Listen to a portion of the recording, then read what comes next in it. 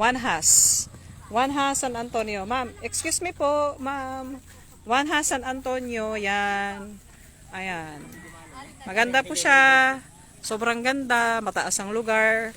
Walang wala pong no need masyadong tambakin. Para magtambak ka lang ng konti kasi may daan dyan. Ay, opo. Opo. Ayan, ayan ang ganda, oh, ganda. Pwedeng pang subdivision, pwedeng for investment. Ayan. Ayan, may bahay dyan. May mga bahay din doon sa kabila.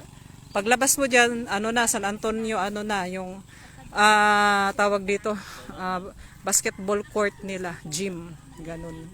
So maganda siya. Ayan, oh. Ayan po. Ang ganda siya. Hanggang doon, papunta doon, may bahay doon. Yan, may creek na din dyan sa kabila. Kaya ang tubig, kung may tubig man dito, papunta doon sa kabila. Yan, maganda siya. Okay.